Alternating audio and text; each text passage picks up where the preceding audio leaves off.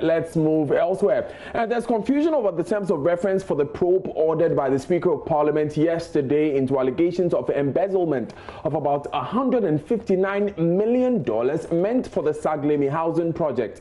Works and Housing Minister Samuel Atachia made the allegation yesterday when he responded to questions on the floor and served notice former NDC government officials will be prosecuted soon. A report on yesterday's proceedings spelled out 3 terms of reference for the committee.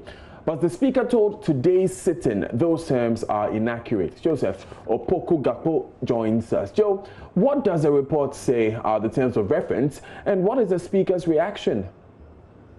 So according to the vote and proceedings document, the first term of reference is for the committee to establish whether 80 million or 40 million US dollars, representing 40% and 20% respectively of the contract sum, was paid to the company, the Constructora OS Ghana Limited, as part of mobilization.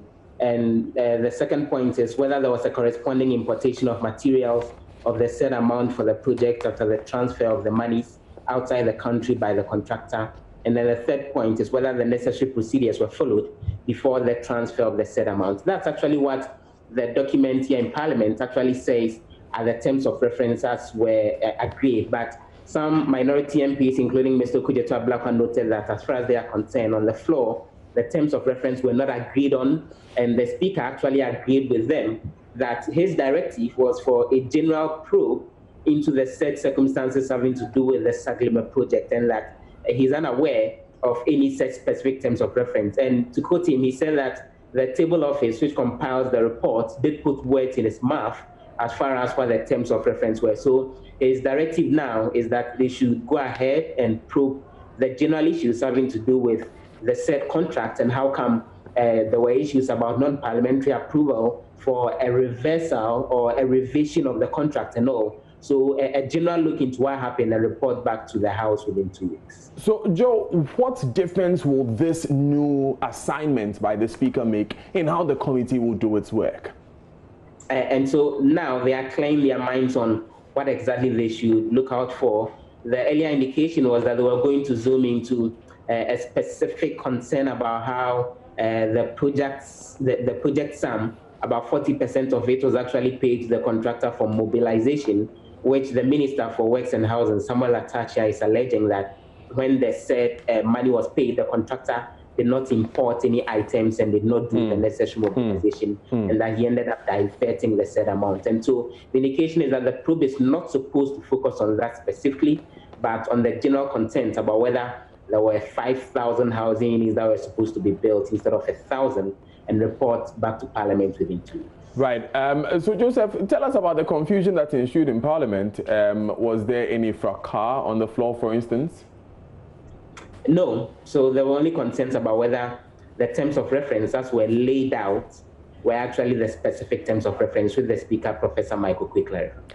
Now, Parliament, we understand, Joseph, is expected to debate the report of the Subsidiary Legislation Committee regarding requesting that the House approves a constitutional instrument that will allow for the compilation of a new voters register by the Electoral Commission. Joseph, has that debate started?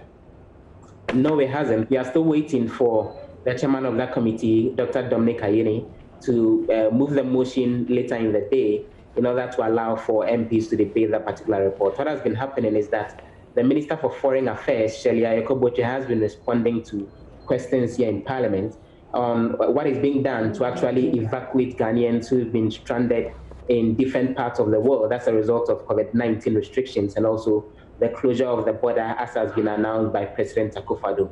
And she says that the said evacuation has actually started. She gave some figures and indicated that just yesterday, about 7 Ghanaians arrived from the Nigerian town of Lagos into the country. Apart from that, a number of others are expected in the coming days. There are about 435 people who are expected from London on the 17th of June, that's later this month. They are expecting another number of 299 people from New York on the 25th of June, and they are as well expecting about 300 people from Washington, D.C. on the 28th of June. There will also be the evacuation of about 675 Ghanaians from China. The conversations on a specific date with regards to that is ongoing.